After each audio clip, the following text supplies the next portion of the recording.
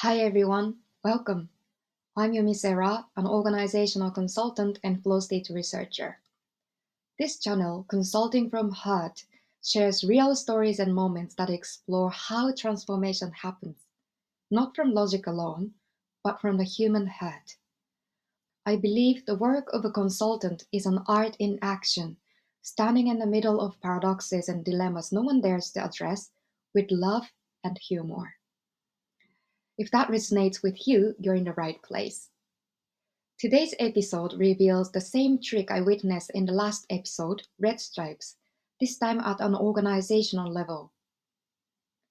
Just as one person can carry diverse selves, one team, one organizational personality can also hold greater richness and contradiction. Vision or weight loss. The other company. The CEO and I were giving a presentation of company's new vision, mission, and strategy in front of sleeping managers. This was a tiny family business driving school in the Japanese countryside with about 30 employees. While the CEO was pushing for bold new moves, his senior managers were ready to leave for a better offer. While our presentation, one senior manager literally fell asleep. Others were yawning. One manager finally said something. Vision, mission. Are you even speaking Japanese or English? By the fourth visit, I had to admit, this is going nowhere. Next meeting. We started the presentation as usual. The room froze as usual. Then we said, I know, isn't it too sleepy? Let's stop this and why don't we do a picnic today? Just the day before, we consulting team gave up making any more presentations and decided to make bento boxes instead. After a long silence, we opened the lunch boxes and my teammate introduced each dish and slowly they started eating and chatting. Which one tastes better, your wife's or ours? So the atmosphere was as softened as we could say these jokes. As they were finishing their lunch, I said, that probably wasn't enough food. If you're still hungry, feel free to grab some instant noodles downstairs. No, we're fine. They all protested. Come on, really, go eat more. You must need to. No, we're okay. I thought they were just being polite. Why is that? I asked. And finally, one of them confessed. Because if I eat more, I'll gain weight. Another manager immediately jumped in. Didn't you say you lost 3 kilograms last month? Oh, Dad, let me tell you what happened. Suddenly, hilariously, the entire team, the entire room was engaged. Joking, teasing, sharing their own weight loss struggles.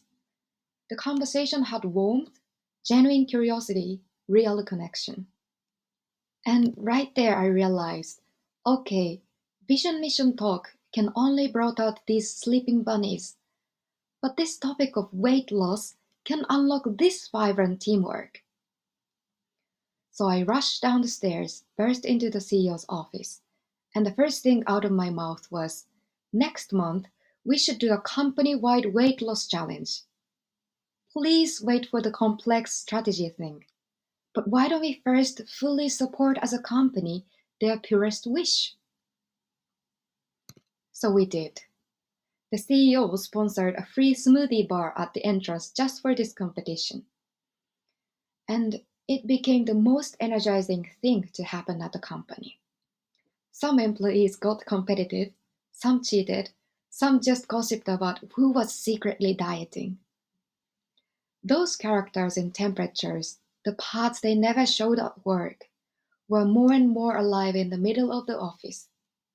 They weren't sure anymore if they are colleagues or gym buddies or gym rivals. There, they became finally ready for the real conversation, the company's challenge.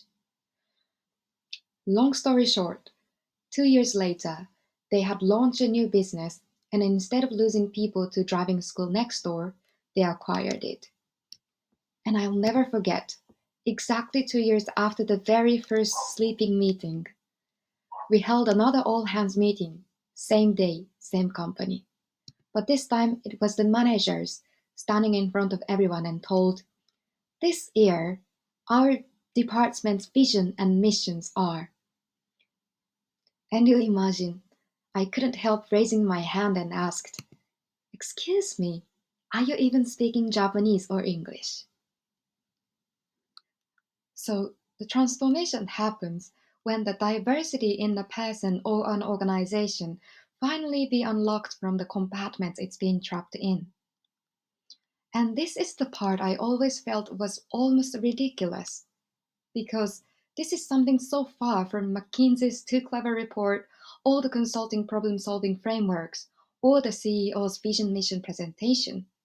And I'm sorry to bring up someone this legendary, but just as Nelson Mandela, when he finally ended apartheid, thought, "Rewriting a page of constitution won't bring black and white South Africans closer tomorrow." But what about rugby? What if we could cheer together, cry together for the same team?